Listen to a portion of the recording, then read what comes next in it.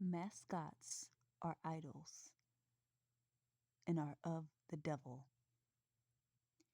a talisman, charm, thing supposed to bring good luck to its possessor. Also, person whose presence is supposed to be a cause of good fortune. 1881, from Provençal French mascotti, sorcerer's charm, fairy friend, good luck, peace. Of uncertain origin, perhaps from or related to Provencal Moscato sorcery fetish. A Narbonnese manuscript of 1233 has Moscato, procuress, enchantment, bewitchment, and gambling, from Moscow, which from old provincial Mosca, itself of unknown origin, perhaps from medieval Latin musca, mask, scepter, nightmare. Popularized by French composer Edmond Audrin's 1880 comic operetta La Mascotte, about a household fairy who gives luck to an Italian peasant, which was performed in a toned down translation in England from fall 1881 in reference. Where Jesus sheep amongst wolves. In reference to animals, later costumed characters representing sports by 1889. For the edification of readers not versed in baseball lore, it should be stated that the mascot has become quite an important institution among the professional teams of America. He may be a boy possessed of some special attainment or physical peculiarity, or he may be a bull pub with a prominent patch over his left eye. It matters not whether a mascot be brute or human, so long as his presence upon the player's bench ensures a victory in the minds of the players, to the team with which he has cast his fortunes and in whose favor he exercises the influence he is supposed to have with Dame Fortune. Harry Clay Palmer ed.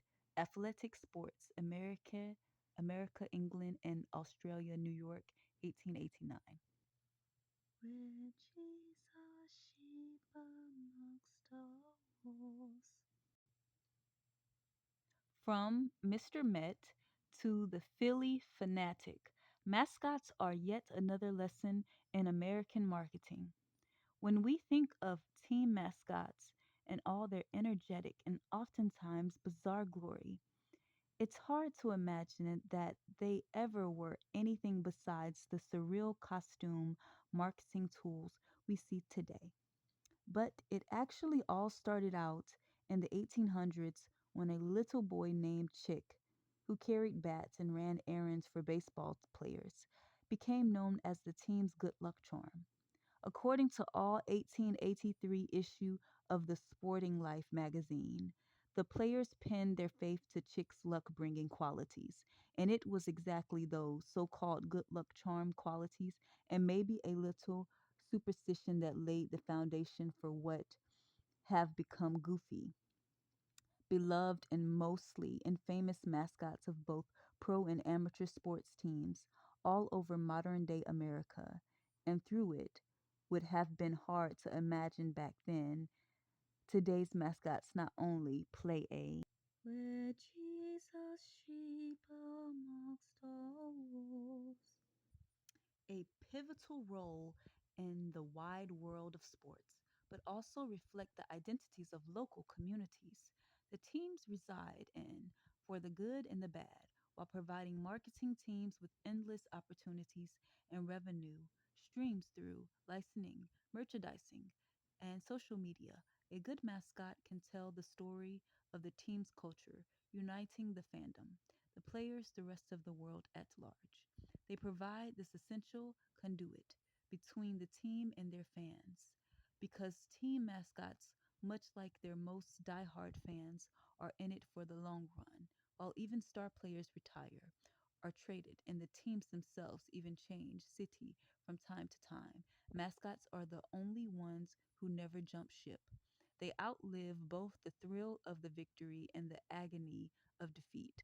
You can't trade a mascot, and they don't go home when the going gets tough. They're the same mascots one's grandfather grew up with, watching, and a few controversial exceptions. They will continue to be so.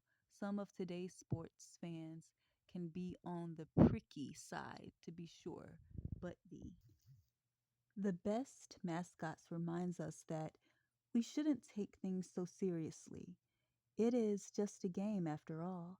And while we tend to look at mascots as goodwill ambassadors for the teams, occasionally those same teams have promoted mascots that have managed to offend, especially those whose characters are derived from racist troops to begin with.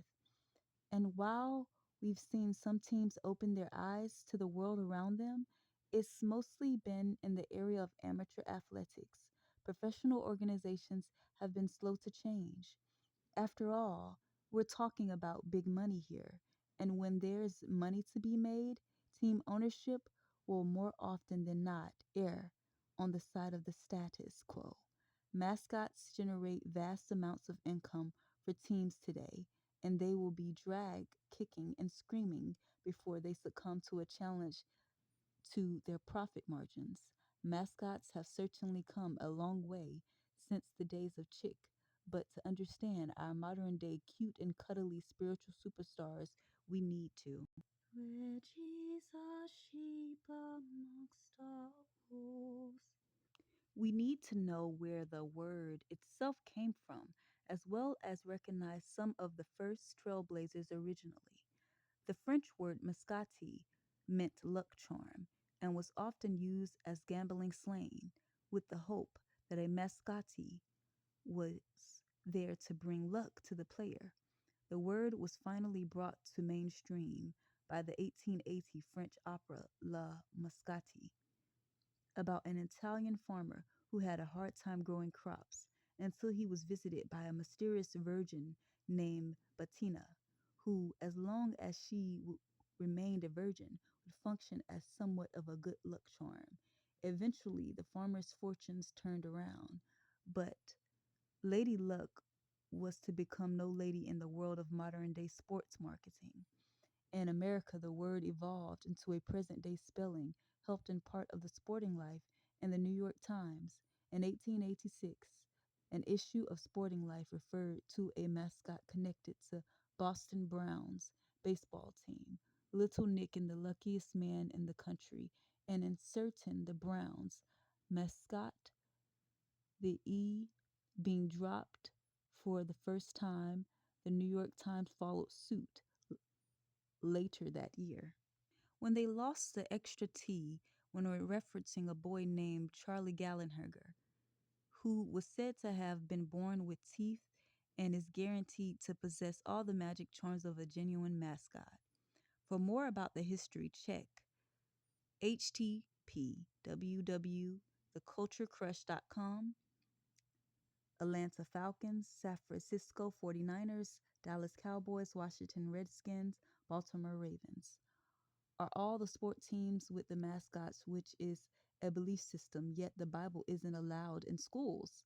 The Bible is a part of Christians' belief system, yet it's not allowed, but a witch charm mascot is allowed in the schools.